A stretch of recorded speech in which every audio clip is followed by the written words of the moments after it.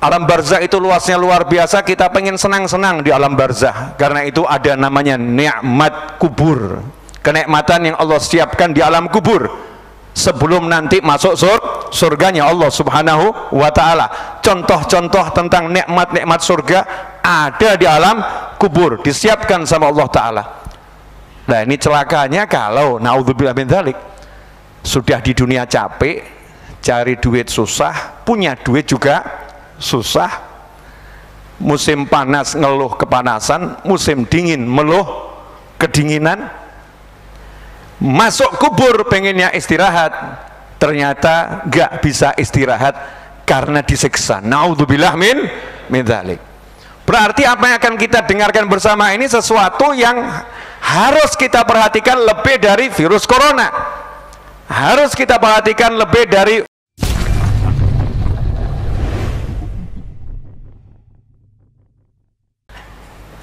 kita. Alhamdulillah berkat doa, disiplin, kerjasama seluruh anak bangsa ini ya di segenap jajarannya, alhamdulillah COVID melandai itu. Dan salah satu pelajaran dari pandemi ini, kita belajar melindungi diri dari kotoran yang namanya virus, kotoran yang namanya virus, agar nggak masuk ke dalam tubuh. Yang kedua, belajar melindungi diri kalau virusnya masuk nggak ganggu tubuh, ya nggak ganggu tubuh. Kemudian belajar melindungi orang lain kalau virusnya ada di tubuh kita nggak nempel ke orang lain. Alhamdulillah hampir 2 tahun belajar terus, betul tak betul? Padahal dampaknya kalau kena COVID itu maksimal ya. Ya maksimalnya juga nggak enak sih. Maksimal apa? Meninggal dunia. Itu maksimal. Ya insya Allah semua sehat, panjang umur, fitaatillah, sehat walafiat, amin Allahumma amin. Tapi berbicara dampak maksimalnya meninggal dunia, begitu pula sakit-sakit yang lain, dampak maksimalnya meninggal dunia. Tapi yang akan saya bahas ini, kalau nempel ke tubuh baik di dalam maupun di luar, dampak minimalnya itu adalah dapat siksa kubur. Minimalnya. Maksimalnya adalah siksa di neraka. Naudzubillah min dzalik. Orang udah meninggal itu kan pengennya di alam barzah merdeka, bebas. Alam barzah itu luasnya Masya Allah. Dikatakan oleh para ulama, seandainya ruh kita ini dikeluarkan di alam nyata ini, maka besarnya satu ruh nggak sanggup alam nyata untuk menampungnya, saking besarnya. Makanya Allah kasih alam barzah, alam untuk penantian, ya, transit menuju alam akhirat. Dan barzah dikatakan awal akhirat. Alam barzah itu luasnya luar biasa, kita pengen senang-senang di alam barzah. Karena itu ada namanya nikmat kubur, kenikmatan yang Allah siapkan di alam kubur sebelum nanti masuk surganya Allah subhanahu wa ta'ala. Contoh-contoh tentang nikmat-nikmat surga ada di alam kubur, disiapkan sama Allah ta'ala. Nah ini celakanya kalau naudzubillah min dzalik, sudah di dunia capek, cari duit susah, punya duit juga susah, musim panas ngeluh kepanasan, musim dingin meluh kedinginan, masuk kubur pengennya istirahat, ternyata gak bisa istirahat karena disiksa. Naudzubillah min dzalik. Berarti apa yang akan kita dengarkan bersama ini sesuatu yang harus kita perhatikan lebih dari virus corona, harus kita perhatikan lebih dari virus-virus yang lain, harus kita perhatikan lebih dari penyakit apapun. Karena apa? Karena ini menyangkut keselamatan kita dalam kehidupan yang abadi, kehidupan yang selama-lamanya. Kalau di dunia ini cuman sementara dan waktu setiap orang berbeda-beda. Kena penyakit, nggak kena penyakit, semua punya kontrak tersendiri terhadap dunia. Tetapi di alam barzah sana sampai nanti ke jannah atau nar, naudzubillah min dzalik, setelah itu hidup abadi selama-lamanya. Ini urusan yang super penting, harus menjadi perhatian kita semua. Nah sayangnya setan itu ada. Kalau lagi gini ya kita ingat semua ya, wah ini bener ya, Di masjid malaikat kumpul, setan juga kumpul. Jangan dikira masjid setan nggak kumpul. Setan yang masuk masjid ini setan-setan ahli. Habis sholat tuh ada setan namanya ahli HP.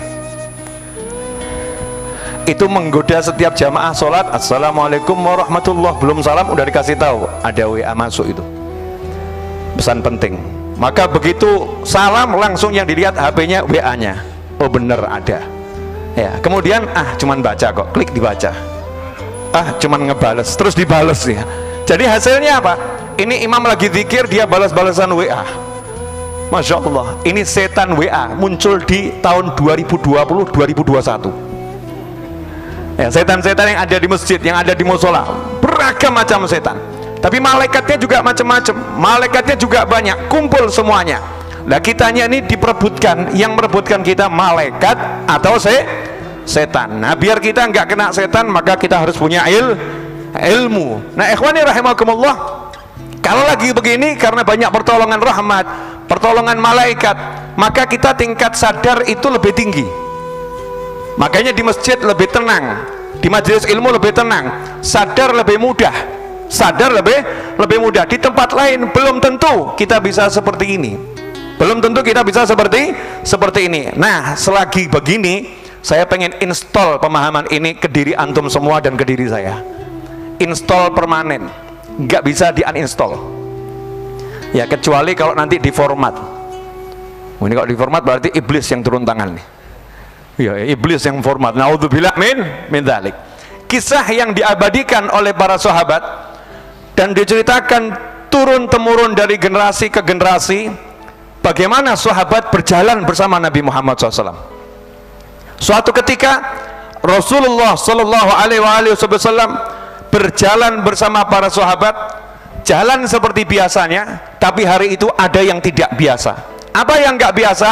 Tiba-tiba Nabi Muhammad SAW berhenti, kemudian mengambil pelepah kurma, kemudian ditanam di dua makam di pinggir jalan, di perkebunan gitu, ditanam satu sini, satu sini.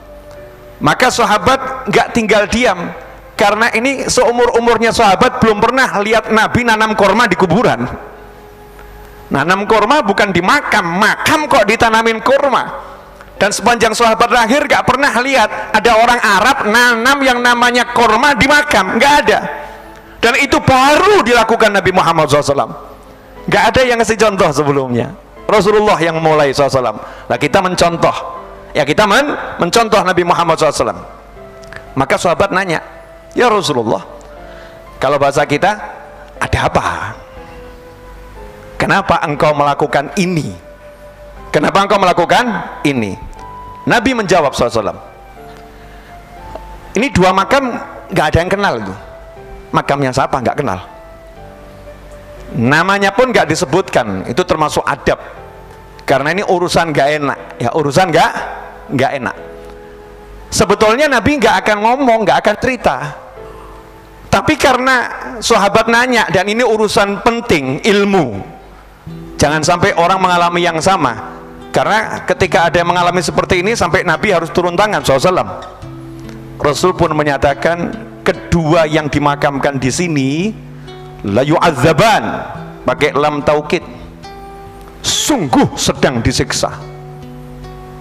Nah ini yang pertama ya, jangan sok mengatakan Nabi itu seperti kita manusia biasa, yang tahu yang gaib itu hanya Allah. Nabi nggak tahu yang gaib. Ini pemahaman yang melenceng, super melenceng. Naudzubillah min dzalik. Oh Nabi nggak tahu yang gaib kok sampai Sidratul Muntaha. Sidratul Muntaha itu gaib atau nggak gaib? Gaib. Nabi nggak tahu yang gaib kok sampai langit yang ketujuh. Nabi nggak tahu yang gaib kok ngobrol dengan Anbiya wal Mursalin yang sudah wafat semuanya. Ya di Masjidil Aqsa. Nabi katanya nggak tahu yang gaib, tetapi sudah ngomong tentang ciri-ciri kiamat dan semuanya itu terjadi satu demi satu. Itu yang gaib, nggak kelihatan. Nabi nggak tahu yang gaib, tapi Nabi mengatakan SAW, keduanya lagi disiksa di kubur. Ini kuburan, itu suatu yang gaib. Jadi jangan mengatakan tidak mengetahui yang gaib kecuali Allah. Betul, nggak ada yang tahu yang gaib kecuali Allah dan orang-orang yang diberitahu oleh Allah. Itu tafsirnya. Penjelasannya begitu. Makanya jangan asal comot hadis, jangan asal comot kalamullah, kemudian kita terjemahkan lewat akal kita sendiri, sesuai nafsu kita sendiri, diancam oleh neraka. Naudzubillah min dzalik.